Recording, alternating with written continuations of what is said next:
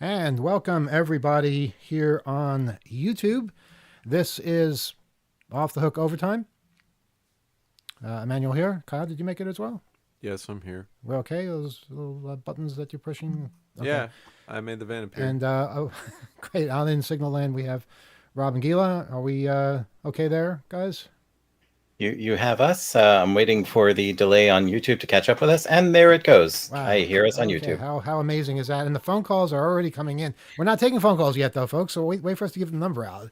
I know people are eager and exuberant. And how bad is it on, on Mastodon now that we kind of well, it wasn't. We weren't trashing Mastodon. We were simply offering constructive criticism, and I think people would do well to listen, just as we always listen. Yeah, we haven't gotten any direct responses on the Mastodon for this program as yet, but Okay. we do invite such things. There's more to say. I was going on in the break about it. It's really the bigger issue for people that curate. They spend a lot of time and effort with all that content. That's what those advertisers benefit from, is all the work people do. And I was just talking to E about just how fragmented it is each time you choose to be or not to be at one of these places, to be Shakespearean. There's plenty of examples of places that just the format didn't work for us, or we weren't there. TikTok's one of them. Like us doing 15-second or whatever dance videos, or Vine, or whatever popular app. Why everybody the hell would I do a dance video? I mean, maybe we would be great. We don't know. We wouldn't be great at that. Maybe we don't want to know. It isn't necessarily in our wheelhouse as far as getting information out. You can't share a screenshot of something interesting, or you can't write necessarily in the same way. So we pick and choose these things, and then some of them stay around and they become incredibly popular, or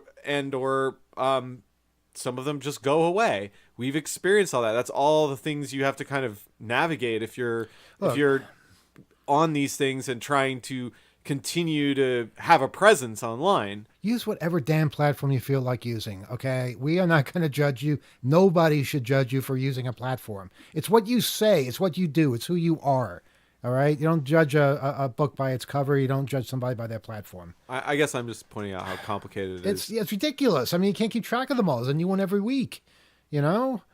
There's Threads, there's Instagram, there's Facebook, all meta. But every time you experience that churn, you lose some of what you build. That's true. So you can pack up and go. But I don't know. Rob, did you experience it, like every last one of your subscribers or followers come with you as soon as you jump ship? I mean, I don't know if that's exactly, someone can say it. Every time you lose something in the process, when you have to rebuild anew, like the Phoenix. Do you have any insight into that? What was that like? That's a very good question, and it was a very big deal for me, because I did have a good sized following and network over there. And when I moved, first of all, I said, I'm not using this anymore. Here's where I am. Made sure to have the information up there. This is where I am on Mastodon. Here's the joinmastodon.org site, which is the newbie friendly guide to getting started on Mastodon. Onboarding. And the onboarding. And a lot of folks did. I know at least a couple of people that are in my circles on Mastodon now came from Twitter because they followed me. And, that's a nice feeling, because I've also watched those people get involved in the community and, have things on Mastodon to do besides me. But yeah, there are people who did not come with. There are people that I lost. But I think the important thing, especially for people in the social media generation of the present, need to keep in mind is that I have always directed any social media outlet I've had back to my own site, my own website, where I can always be found, which is my forever home on the net, as long as I keep paying for the domain every year.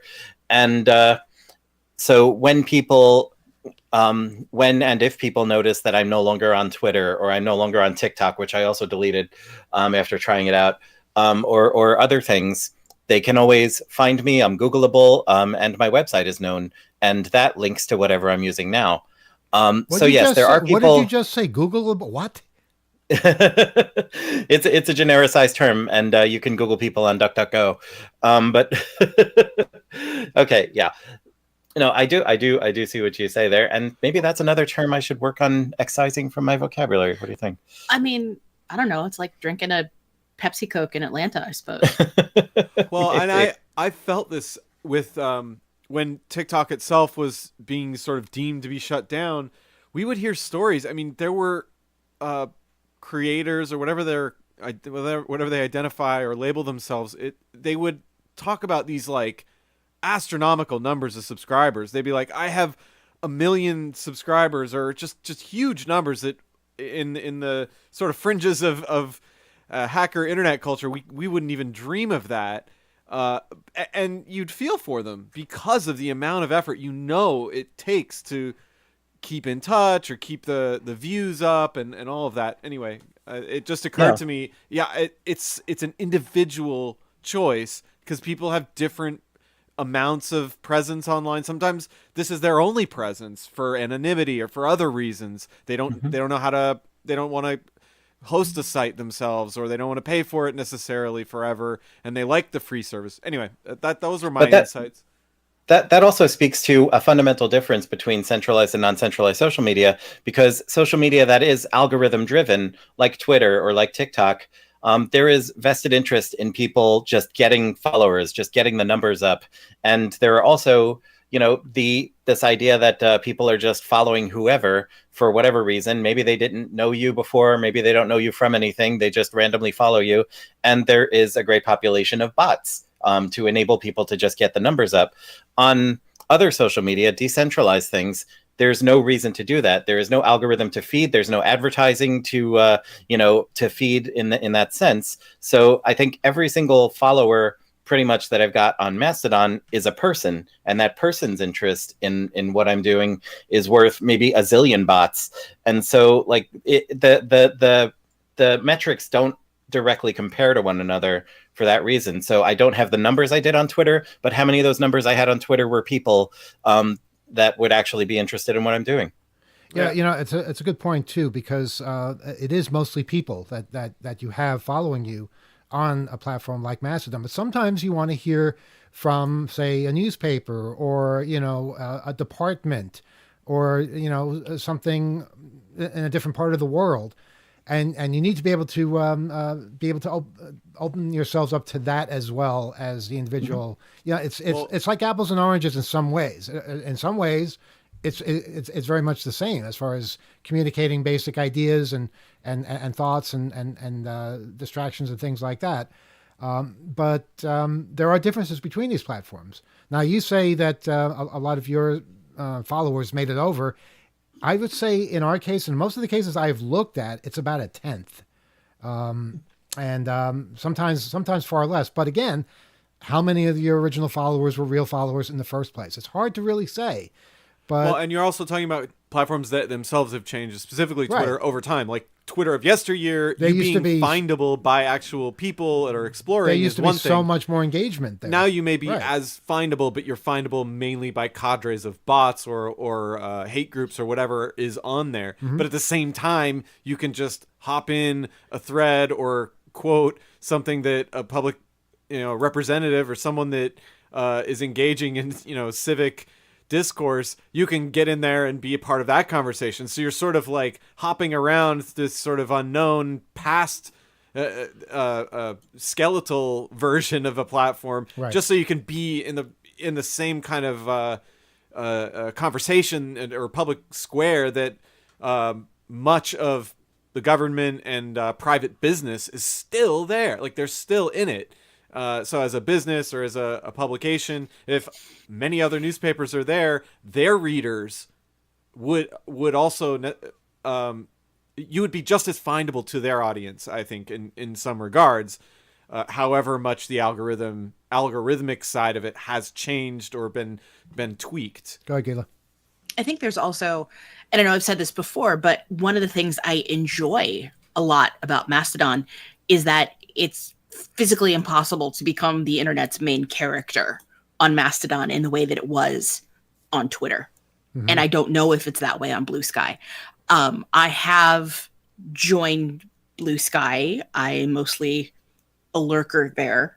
And I don't think that you can become the internet's main character there in the same way. Is that something that I kind of miss about Twitter? Yes. But I don't think that those days are coming back. Yeah, Yeah, definitely and not. sorry, I also miss like one thing that I've definitely felt the absence of. I got really used to when I had a problem with like a store or a public agency or something that was going on, and I could find their official Twitter and either publicly shame them or DM them and get an answer. I got a set of stairs fixed in a subway station in our neighborhood because I tweeted at the MTA about it when it was broken, and things like that Rob, can be very useful. And I'm sorry we didn't bring that up during the show, but yes, that still exists to this day. You can still do that. And that's another reason why it's a good idea to have that level of contact so that you can reach out to some organization or business, because odds are they're there. I haven't been able to do that once on either Blue Sky or Mastodon. I want to, but it's just so easy on Twitter. And that's got nothing to do with who's running the platform or Elon Musk or any of that. You can just find your cable company, reach them, and within minutes be talking to somebody, or you can call up and be on hold for an hour. I think it's that would be a next cadre, or a most important cadre of social media accounts to traverse from one platform to the other, is getting customer service for private and public institutions onto some of the decentralized platforms. It would be wonderful if they were also embracing these things instead of just the main commercial apps that are going away, or that people are moving away from, because that function is beloved. I mean, it's the especially in emergencies, if you're talking about like airline or any other kind of company that might have an incident or have some situation where they have a lot of concern, a lot of the public needing to get help quickly, integrating those tools, allowing people to send information directly to them without having massive phone banks or a huge staff to attend all of that. I think it amplifies their ability to be responsive to consumers or to the public. So that would be it would be great to see cadres of those types of functionalities move to these platforms as well,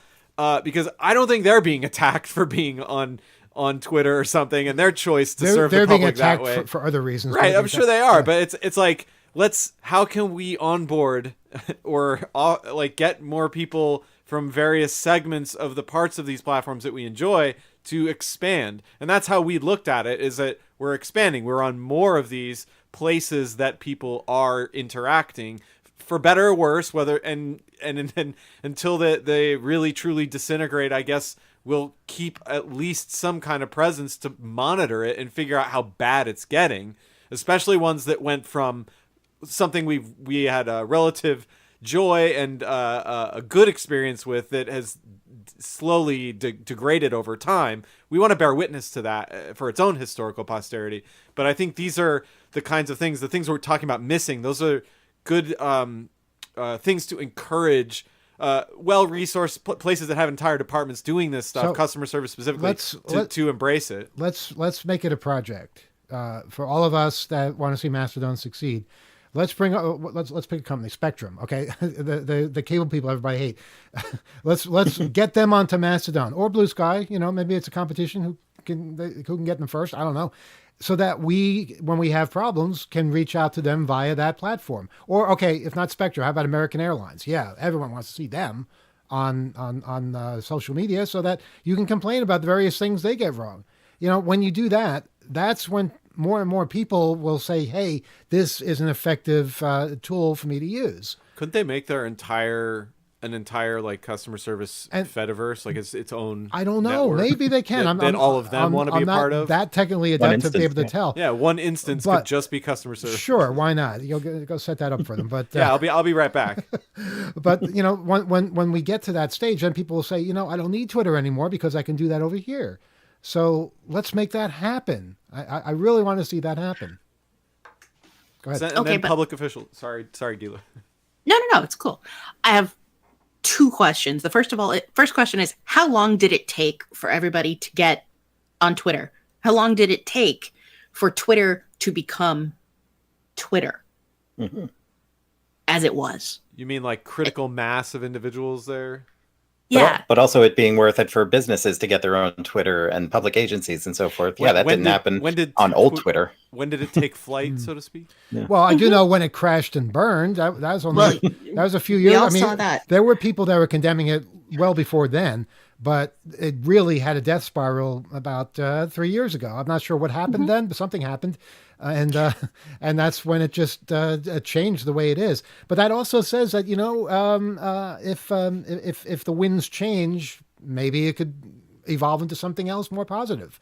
It's possible. It doesn't always have to end in fire. But these have been cyclical things. Like, it's predictable. I'm sure there's been research, probably academic papers on these cycles of Web 2.0 or now I guess 3.0. These companies emerging, onboarding subscribers, and then there being a deterioration of service. And that is where I came in with the comment about switching costs, because that was the main thing that Facebook relied on keeping people captive, is that everybody that they would miss if they left, and combating that with having alternatives and places that people are already establishing dual presences, or just sharing in general, like on one, this is where I am over here, which Rob pointed out was a part of his process for migrating away, and then ultimately going back to your main page or wherever your landing site is on the web. How many people have you lost track of because you don't know what platform they're on? They're there somewhere,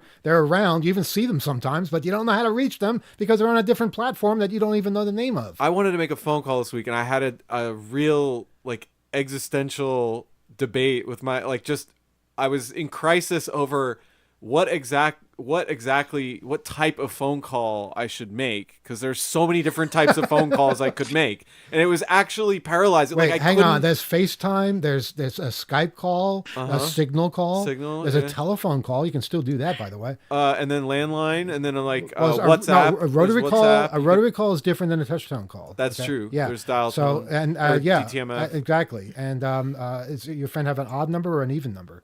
That also makes that matters. Yeah. Yeah. But I was really tell the kids this. They'll believe it. They will. I was like, wow, this person just wants to talk to me. I talked to them on 4 other platforms. How exactly do I call them? Oh, wait. And then there's should it be a video call or just an audio call? What is the etiquette anymore? This is why we have 2,600 meetings for people who can't figure out how to call each other anymore.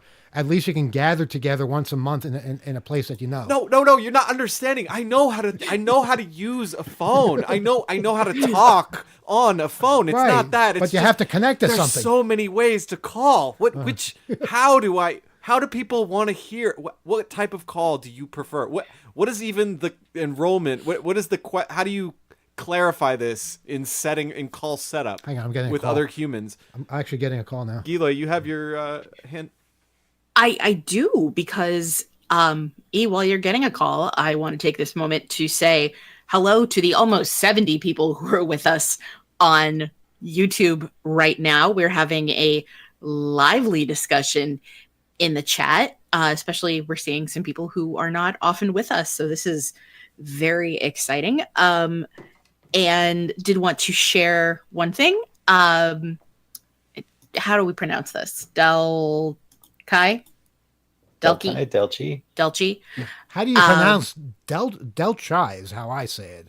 That's our friend out in, where is he, in Vegas? Is he in Vegas? That's where I saw him, but I'm not sure where he is. I think he's out there somewhere. He's out there somewhere in the West. But I didn't mean it that way. No, I mean he's out there somewhere, I think New Mexico or Nevada or one of those states. But says the internet needs a sign that says, "You must be this tall to ride this ride." Oh, yeah. And, I think that's a really good thing to keep in mind. And it's, I don't think it's the height that's the problem. I don't think it's that. I mean, if you can't actually see the computer, you may have a problem. I think that's too I guess vague for me. Because I could say, I'm done with all of it, I really detest all of it. I mean, we even kind of went there. We were talking about, and I think Alex pointed out how much he just hates all of it. He thinks it's the downfall of man. It very well may be. Hey, where's Alex? We lost Alex. He was unable to stick with us for overtime this week. He's busy at his out in Seattle, where apparently things like that happen. How did I not realize he wasn't here? But it's like it's a ride we're forced to be on. Uh-huh. Are we? And Are we yet really forced to be we're on the not ride? quite either tall or short enough to. Yeah, no, that's true. That's true. But I still think that there's, there are some rides that even if you're technically tall enough to be on them, you have to be emotionally prepared for them. We were talking about this recently. You remember the gondolas at amusement parks? I've never taken a gondola at an amusement park. I have no desire to fall into water on top of everything else. It's like a chairlift, but it just goes around the park, and I hate them. And I actually terrified my brother, scarred the child for life, because I'm terribly afraid of heights. I have been my entire life. And we were on one of the gondola rides at the amusement park in our hometown. And I spent the entire time freaking out and screaming and saying, "Get me down, get me down, get me down," because it was up there too long, too high. So this isn't a gondola that goes in water. I thought that's what you were talking about. No, not like a Venice gondola. Yeah. I don't know if this is just a Midwestern thing, but it was like the thing that goes to Roosevelt Island, the tram, the hanging cable. Yeah, they call dangle box? call that a tram, but in Europe a tram is something completely different, and that's called a ski lift in other places. But like it's like a ski lift, but instead of going up and dropping you off, it does a whole circuit around. It did a whole circuit around the park. That park's been demolished. Sometimes they have them at fairgrounds. Yes, right. And I have seen them as an adult and been like, "No, thank you, I'm good." But I think that's the thing. You need to be tall enough and prepared enough for what you're walking into. Metaphorically tall, we should point out. Metaphorically tall. Metaphorically tall. Wow. I get that, but I think it makes you a certain type of user on those platforms that isn't really possible, like from a human nature perspective. Like to go in and like ignore and not be affected by a whole lot of things. I find myself like when I'm approached by that stuff that irritates me, I start getting hostile, right? I don't like who I become because I can go that route. I can feed that just as much as anybody else can and be a total dickhead, unpleasant person. Oh, okay. Right? I was trying to help. But that only like it begets more of the same behaviors. So yeah, I think we all have an individual threshold. So maybe that is what you're getting at. But I think it's forcing us to to behave in certain ways when we all inherently have different ways of behaving. And some of us have bad days. Some of us are bad days every day. Yes, that's true. I've been feeling that way lately myself. Okay. Just want to direct people to, we were talking about the whole DOGE story and how it played out on the various social media platforms. It's a big story on the front of 2600.com. And there will be a link to the DOGE staff list that it was taken down on Twitter, so we put it up on our own site. And they can't take that down, can they? It's doge-staff4.jpg is the file name. And that is the point of this. We're just trying to share public email addresses so you know who is infiltrating different organizations, who is the staff that they've contracted into doing this to all these different agencies and all of the reporting on it. This is to build upon that so that reporters, so that the public, so there's accountability as it's being touted as being full of. Well, let's practice that. Exactly. So people that are investigating, that are writing articles, that are just concerned or curious, or maybe they are a representative in certain districts that house some of these agencies or some of the places that are impacted around the world. They have questions. They need clarification on those things. These are the people that you're going to want to contact. These are the people that we're going to want to hear from if there are hearings, if there is an inquiry of some kind as to how these agencies were upended, turned inside out, or just completely flattened, we're going to want to know. And it's our right as taxpayers, as people that participate in this particular government that is being dismantled so gleefully. It's our right to understand who is at the controls, who's doing this stuff, and so that we can seek recourse, so we can get answers and find out exactly what is going on in our name. Now, remember, elected officials, you can get all that information for them, their email address, their phone number, their physical address, their names, obviously. And what DOGE apparently is freaking out about is the fact that we're printing their name and their email address. That's all. I'm kind of embarrassed by that. We should have more. I kind of want to be like diminishing this, but it's still important and a big deal. It's an agency. They're doing a lot of stuff that affects a lot of us and many, many federal workers. It's the least we could do is share this list. They're shutting down federal leases for health care for indigenous people all over the country. And we need to know who the people are that are doing this. And maybe you think they're doing good. You still should know who they are. You have the right to. They don't have the right to just silence all that information and keep it secret. Not in this society. Yes, Gila, you gasped. I did, because I was thinking about a project we did in some social studies class I had in high school. And I remember this was like early in computer labs, and our teacher said to us, okay, do you think you could balance the federal budget? What would you need to do to balance the federal budget? And I remember I was working with a friend of mine, and we said, we have a plan. We could save a ton of money for the federal budget if we cut all defense spending. Mm-hmm. That's true. But we were high school students during a fully theoretical exercise in our computer lab, and no one's life was going to be affected by the decisions we made. Mm-hmm. The DOGE babies, which, first of all, the whole idea that it was like, oh, well, if they actually find corruption, then that's good. I mean, they're just not finding it. They're not. Anybody who thinks that this is at all, oh my God, what is the word I'm looking for? That this is not a disingenuous project. If you think that DOGE is really there to root out corruption, I have a bridge I would like to sell you. Everyone says that. I never get the bridge. 802-321-4225 is our telephone number if you'd like to join the conversation. We're going to take a limited amount of calls in about a half hour to come. 802-321-HACK is our telephone number. We're talking about DOGE lists and social media platforms and the decline and fall of Western civilization, et cetera, et cetera.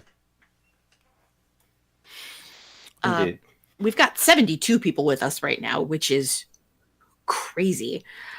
We can handle a lot more than that. I know, but it's very exciting. I would like to, that's a touch screen. Thank you, dear. I would like to share something that a listener says called the Batman has said in a couple of different, keeps talking about Doge AI. Doge AI is a black box. It can be presenting, adding, and removing things in the data. It can be playing you all. Focus on the AI. You go after it, for Elon is lying to you and using the AI. So because I think the contention here is that because Doge is working from AI that is completely closed source, there's no way to prove the veracity of what they're saying.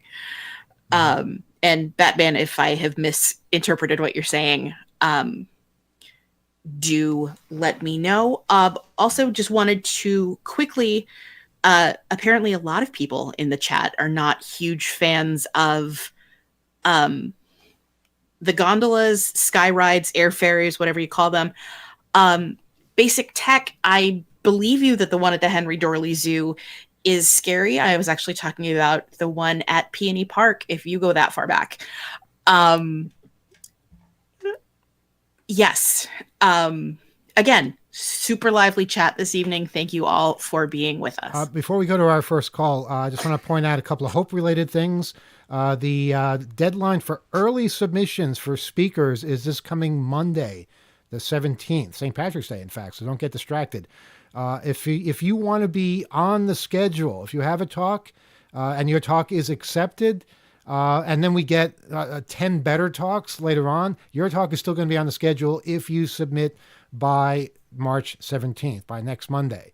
So that enables us to start scheduling without completely finishing the schedule. And the conference isn't until August, so we have plenty of time. But those people that just want to make their commitments now and send those proposals in, there's all kinds of guidelines up on hope.net as to how best to do that. But this Monday is the deadline for early submissions. Not the deadline completely, but early submissions gives you a bit of an advantage. Also, please, if you're considering going to the conference, buy your ticket now. It helps us out tremendously. And we do need to pick up the pace a little bit so we can do more. We can invest more into the space. The conference is August 15th to 17th. The Hackers on Planet Earth, number 16, I believe. Wow, can't believe we've already done 15 of these things. And it's happening at St. John's University in Queens, which has been awesome the last couple of times. And we hope to make it even better. So if you're not going to be around, but you want to support the conference and everything else we do, be a virtual attendee. It's a way that you can participate, be at the conference without actually physically being there. You can interact with speakers, with other attendees. It's a lot of fun. It's really a community that's built up quite a bit. So hope.net is the place to go for all of that. And we hope to see a lot of people showing up and being a part of things. Yes, hope_16 is our title, but you can reach us hope.net. That is the landing site with tons of information about submissions and tickets and lodging, all of those important details. And I'm really excited. I kind of am interested in what people are talking about. Like, what is the most kind of curious thing that is out? Because a lot is going on. A lot of people have areas of interest in technology. I'm very curious, like what direction, what thing or what area of interest, what subject matter is really taking off that people are talking about. We talked a lot about artificial intelligence this year or large language models. Mm-hmm. There are many other things. How are people using these things? I guess they're sort of normal now in many ways and evolving. They're sort of extending people's abilities as far as having incredibly knowledgeable bots right at your fingertips instead of actually sifting through search results. We're actually interacting with things that are of relative intelligence and also corrupt, wrong intelligence, down to entire agencies being processed by these kinds of tools. So I just am fascinated. I'm always fascinated by what talks do get approved and are really popular during our events. So I just really can't wait to sit back and look at the schedule and figure out which one I want to see, what I want to hear about. I can't say anything publicly, but we have gotten some really good submissions so far, and I expect to get a lot more good submissions as well. But wow, I'm impressed. I'm very impressed. Hope.net, all the information, how to submit a talk and how to buy tickets and all that kind of thing. We have a phone call. Good evening. You're on Off the Hook Overtime. Go ahead. Oh, hi. For just slightly getting off topic from what I really want to say. Sure. For once, I am in complete unison with Alex concerning social media. And, you know, the proof is in the pudding or whatever kind of shit we're not on the air anymore we're getting in terms of government. The damage that social media has perpetrated to humanity is so much more enormous than the minimal benefit that we get for the human race. That aside, then you know, the ones who don't see it this way can have their say after I'm finished. But the thing that I really want to say concerning DOGE, it's a lot more perverse than what you said, because not only are they doing what they're doing, but they are essentially, this is a massive redistribution of wealth, because what they are doing, and it's becoming very slowly a little more evident every day that goes by, they want to defund the great government that started with FDR and, you know, pretty much went undisturbed until Reagan took over. And then suddenly we had to cut all the little bits and crumbs that were going to the poor. And don't be fooled about this. It's not that they care about the poor. It's just to keep the social peace so that the wealthy can have even more wealth. But now it's completely shameless. Now they want to go after programs that are not just for the poor, but the middle class. And meanwhile, they're going to give themselves a massive tax cut. So basically what's going on is we are going to pay for the government. They already, the plutocrats, the so-called billionaires, are already paying no taxes or very minimal tax. And we, the people, are going to pay for their perverse lifestyle. Mm-hmm. The other twofold of this is that the right wing is winning.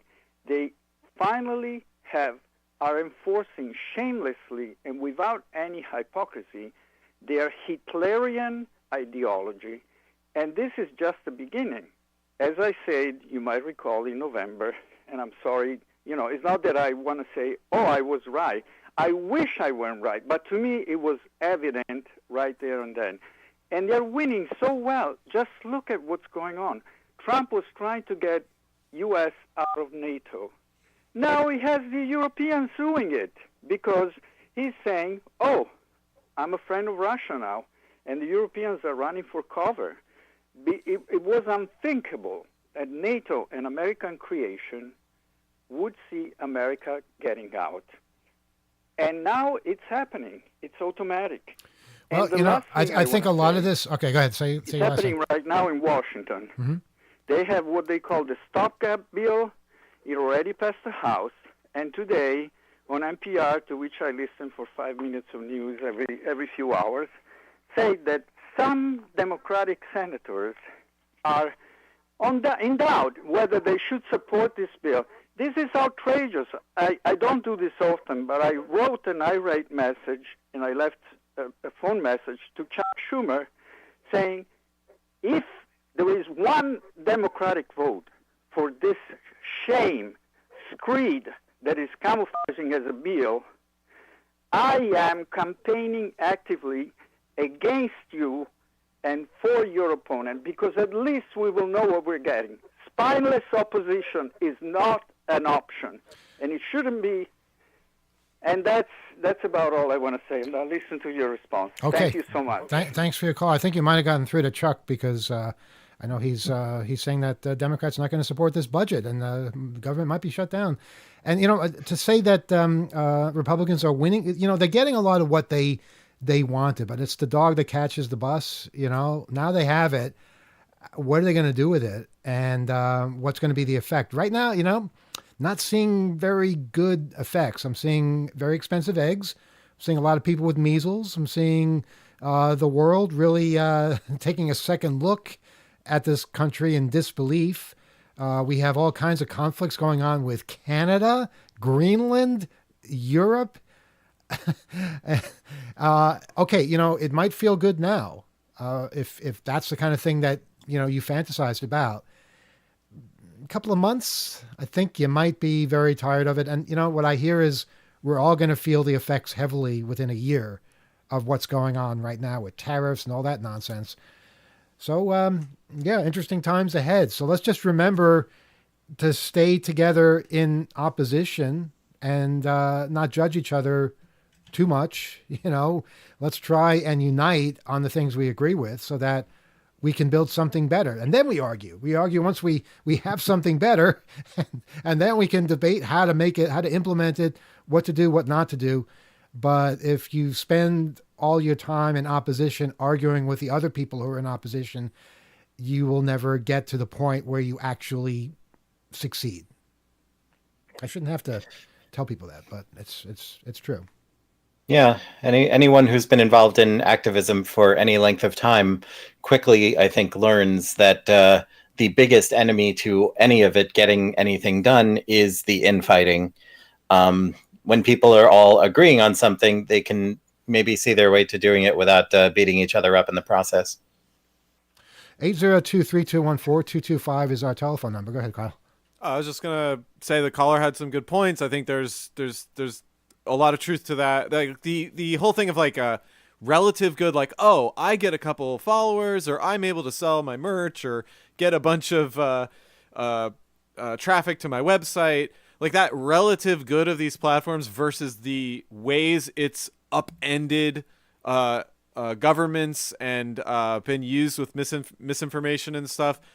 There were plenty of examples of how it had allowed far right or extremists to take hold in various places in the run up to the last election, and it was always a concern in the last several elections.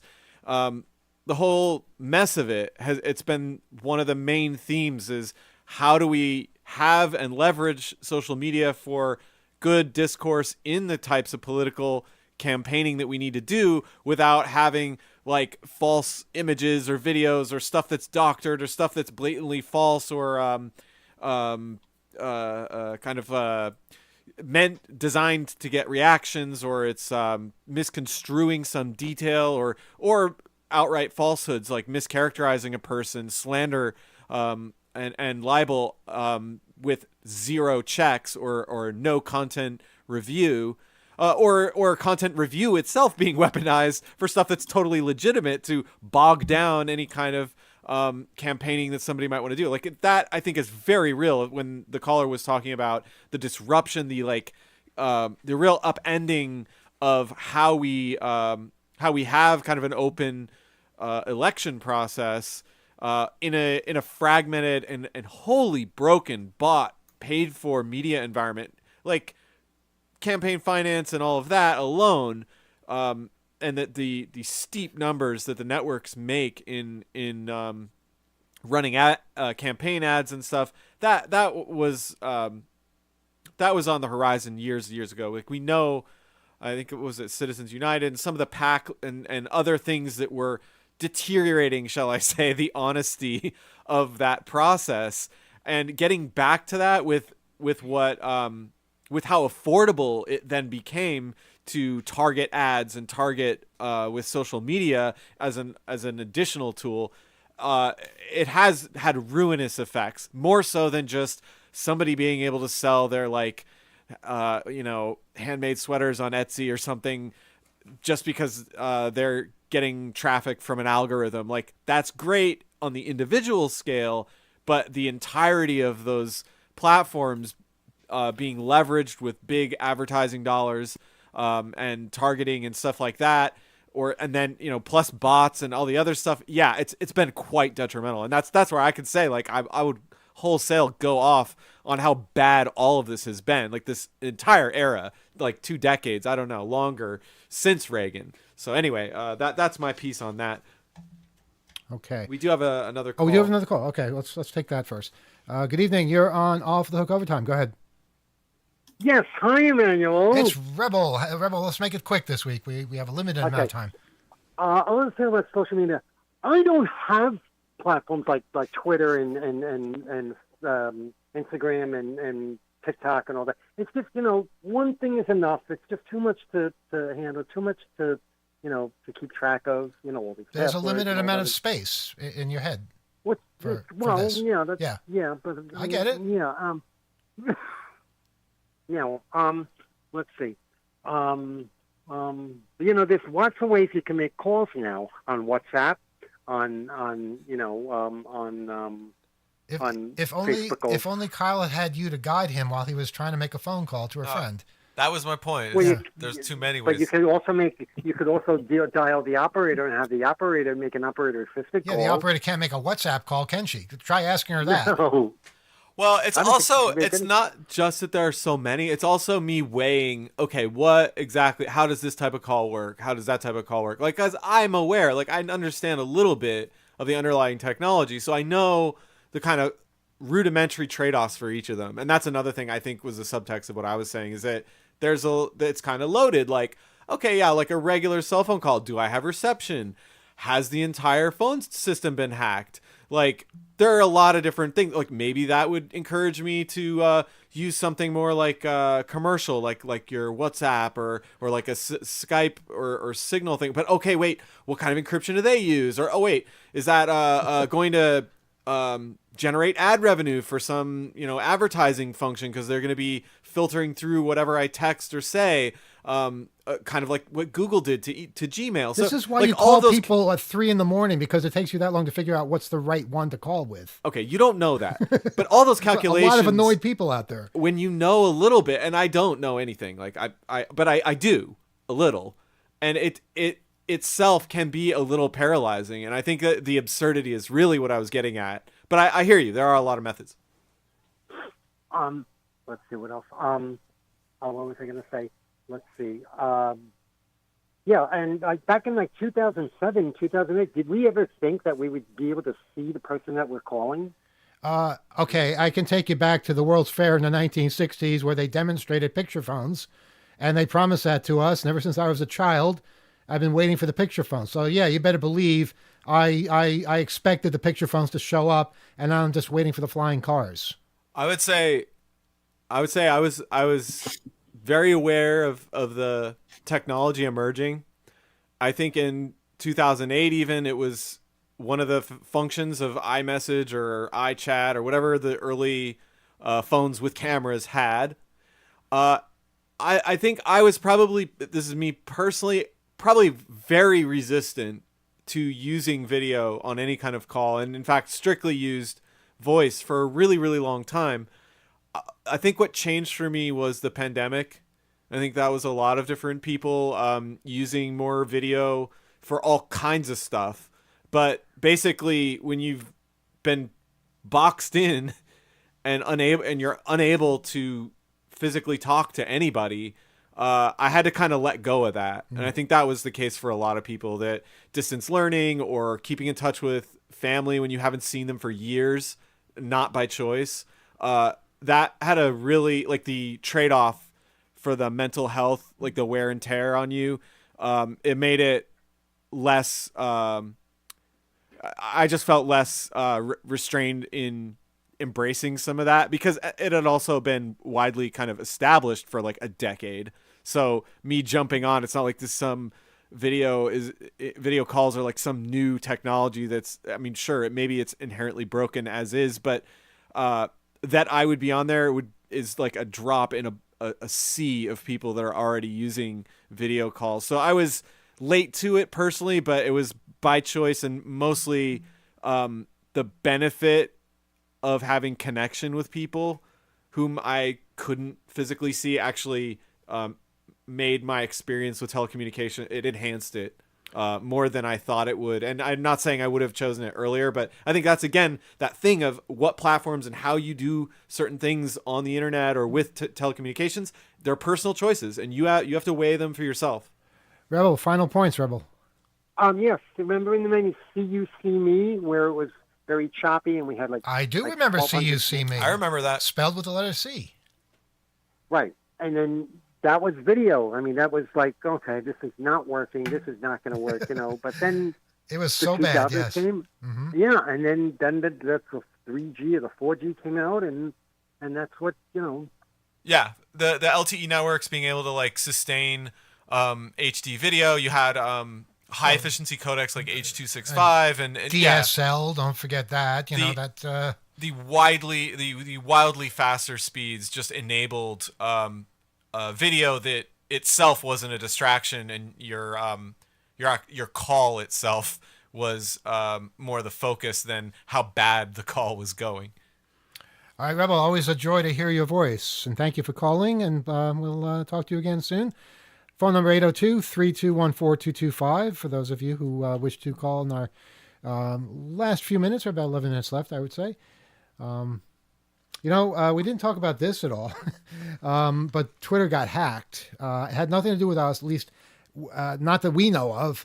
But yeah, on Monday, Twitter was taken down by... well, they don't really know who took it down, but tens of thousands of users reported at least 3 major outages of Twitter throughout the day on Monday. The pro-Palestinian hacker group Dark Storm Team claimed responsibility for a DDoS attack on the platform. That's according to a public Telegram post.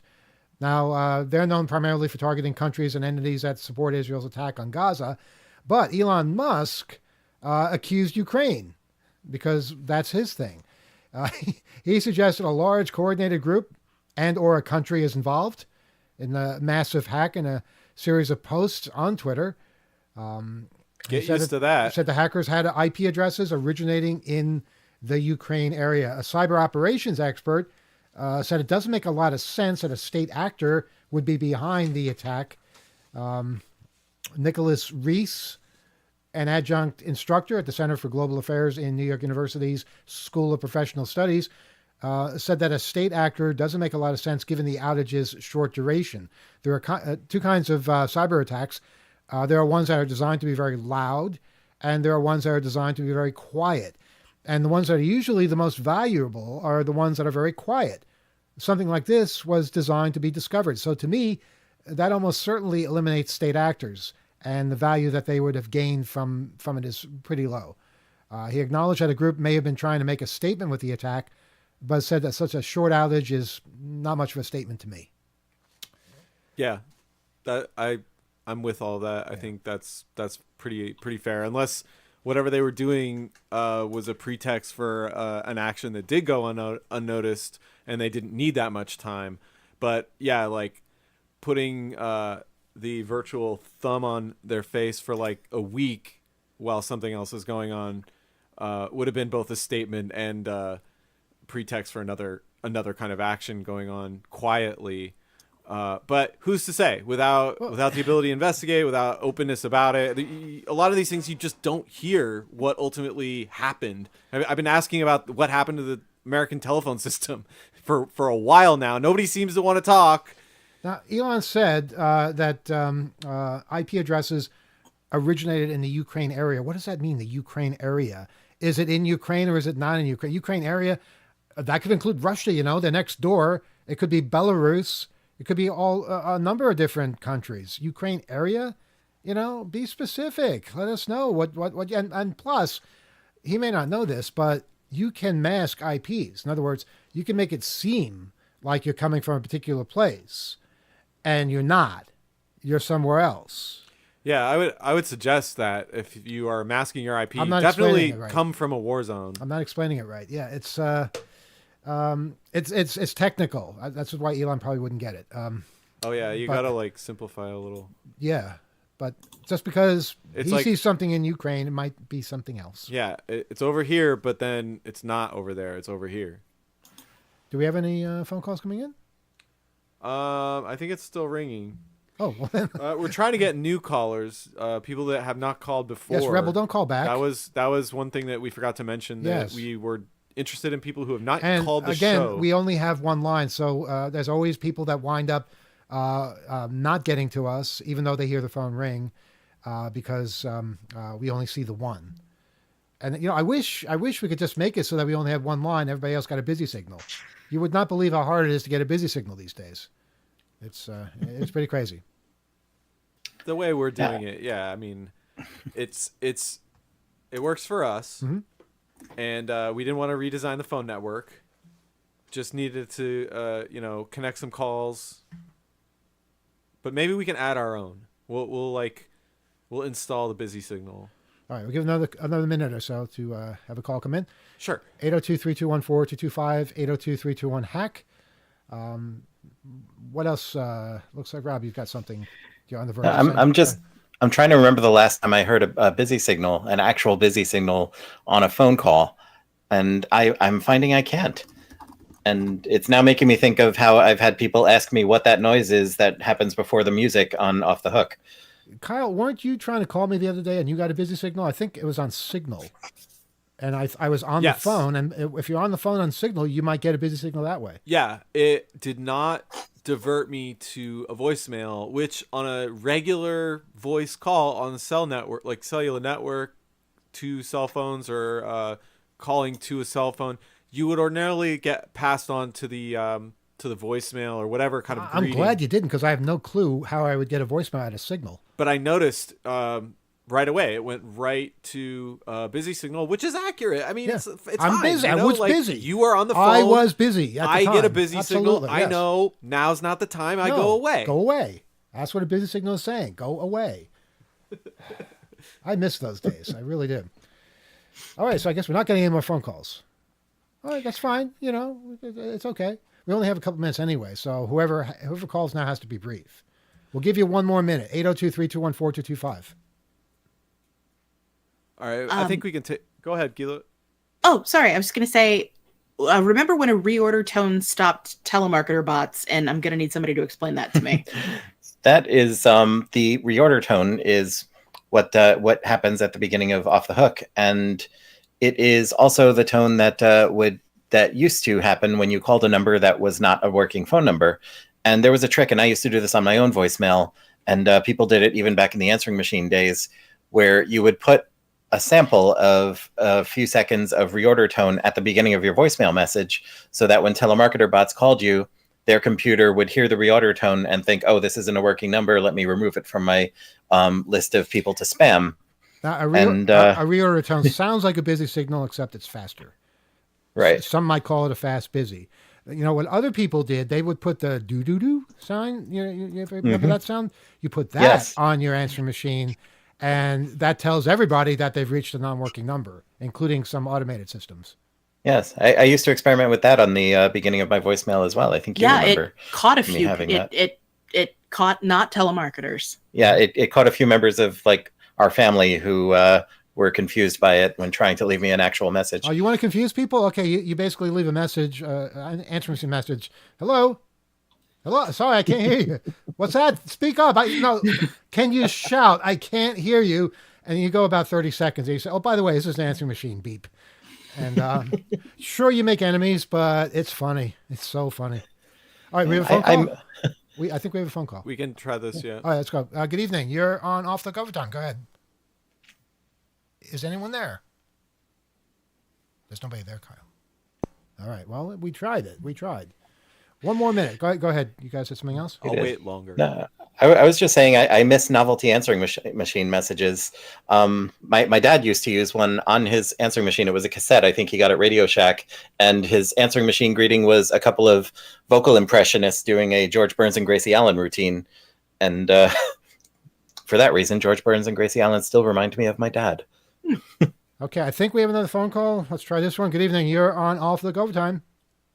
Hey, Emmanuel, it's Delchai. Delchai. See, that's how you pronounce it. That's how you say it. Delchai, so good to hear from you. How have you been? Been doing good. A little busy, a little crazy, but it's always good, clean, and fun. Wow. So I was when you brought up the comment about the reorder tone. Mm-hmm. And how you used to be able to defeat people with that. Yeah, I think it still can work. It can. I've been fighting the telemarketing spam a lot lately.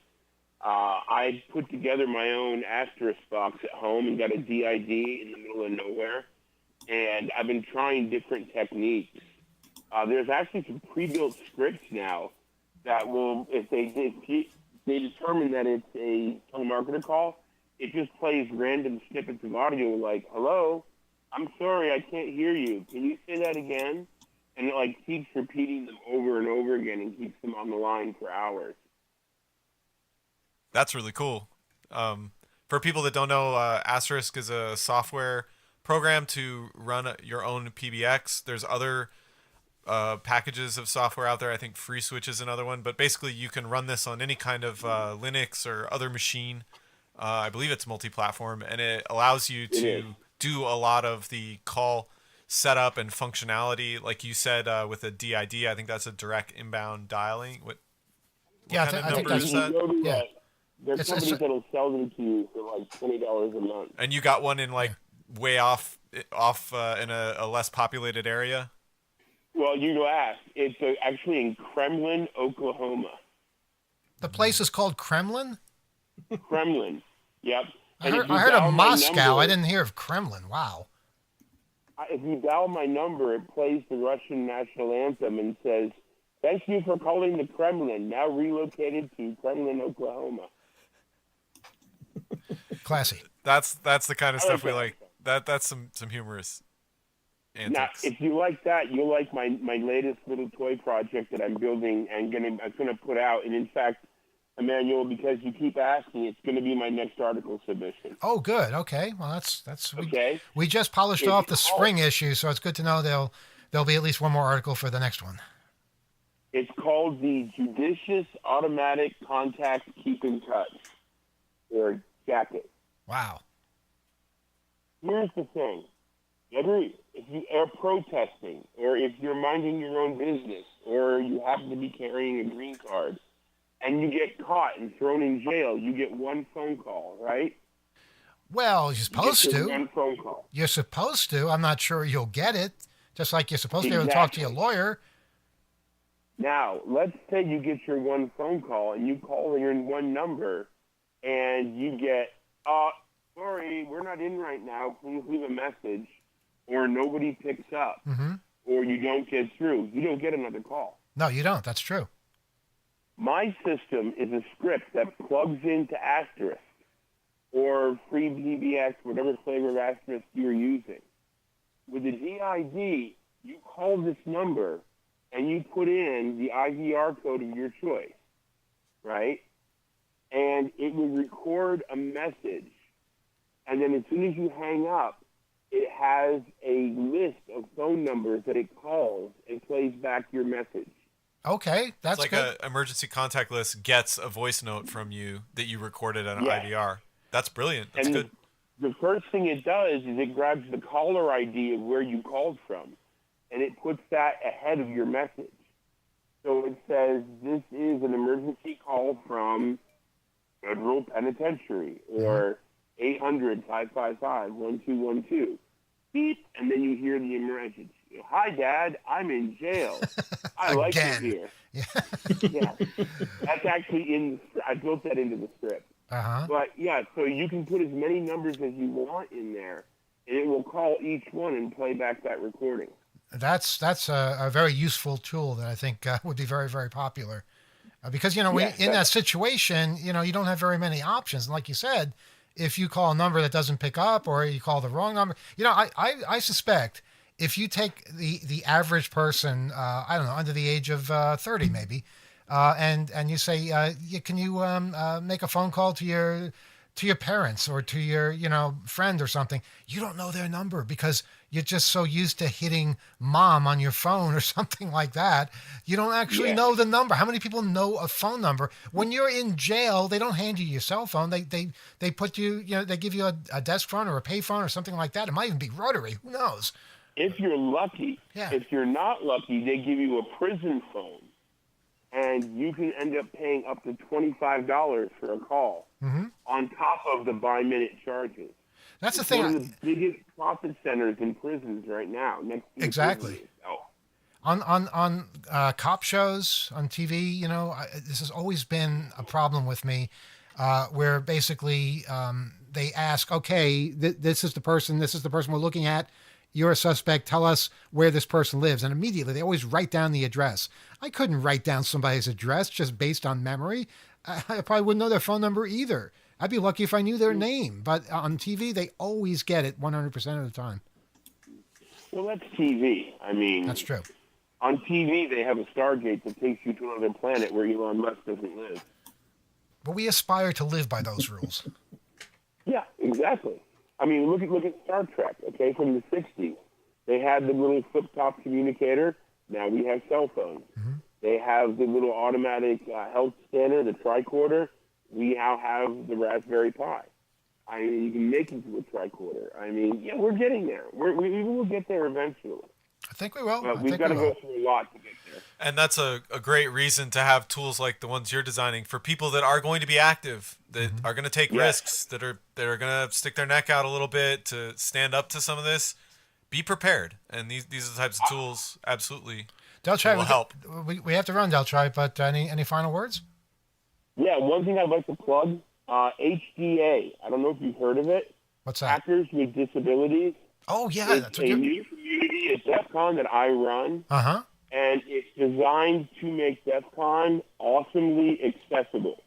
If you want to attend or you are attending and you have a disability of any kind, or if you're afraid to attend because you have a disability, contact HDA and we will work with you to make sure that you can get there and have a hell of a time. What's the site? It's on the main DEF CON site, defcon.org. Just type in HDA. Okay. And do you know the dates of DEF CON this year? They have. I don't think they've been fully announced yet, but I think they're on the website. For this year, they've announced it for this year. I'm pretty sure they already have. But Yeah, I'm sure they have. it's too. on the I website. I know it's before Hope. 147 days. I can tell because I've got one of those LED scrolling signs that I got out of the subway in New York, and I've programmed it to show a DEFCON countdown. Okay, well, I guess we can calculate that. But it's before Hope this year. It was after Hope last year, but this year Hope is in mid-August. It is August 7th through 10th, 2025. August 7th through 10th. Okay, and we're next weekend, August 15th through 17th. So cool. Yeah, I've been doing HDA for about 8 years now. Uh-huh. And we've been key in making things accessible for people in wheelchairs or with medical issues, guide dogs, things like that. That is so important and so life-changing for all the people who need that. So thank you for your efforts, and let's do everything possible to make sure that's a success and support programs like this. Delchai, so good hearing from you. I'm sorry? I unveiled Rolling Thunder, the first war-driving wheelchair. Oh, wow. That's awesome. It's a power wheelchair that it shows movies, it has a Wi-Fi hotspot, it distributes files, and it does war driving. You know, you have to make a YouTube video if you haven't already. You just have to. I have. Oh, you have? It's on Instagram, but I'll get it to you. Get it on YouTube. It'll be a big hit, I think. And I got something especially for you, so check your email. I wrote a song for you. Oh, wow. Okay. Well, I like songs. It's all about human rights. Oh, wow. Okay. Well, that's one of my things. Yes, I like that a lot. Yep. There's one particular song that's dedicated to you on the whole album. It's called Artificial Schoolhouse. It's a modern interpretation using AI of Schoolhouse Rock. Okay. Well, I look forward to hearing that. It's in your email. All right. Delchai, great hearing from you. Always. Be well. See you next time. Take care. That's a good way to end, I think, this edition of Overtime. I want to thank everybody who called in. Thank everybody for listening. Our email address, oth@2600.com. As mentioned, next week we'll be doing a phone-in show on the radio station from 7 to 8. No overtime next week. Yeah, if you called this week, we ask that you don't call the radio show next week, as we have a lot of people who only listen to the radio show, and that's their opportunity to call in. And, of course, we'll be back in 2 weeks with both shows. Yeah, any other final words from you guys out there in Signal Land? Or? Just that this has been a very good discussion, both on the air and on Overtime. And yeah, I really dig what we have going on here. This is a great community over here, and a lot of good dialogue happening. Yeah, absolutely. It's good to differ. It's good to have arguments. What's not good is putting people down, intimidating people, ganging up on people. That's the kind of thing. Even if we agree with you 100%, we are not going to back that up ever. So, I think those are good words to live by for everybody, and I think we'll get to a better place. I think it's also a basic fact of not only the internet but human society that there's always going to be a jackass who says something mean, and I think it behooves us all to continue working around that. All right, good words to end on. Kyle, Gila, Rob, good night, everyone.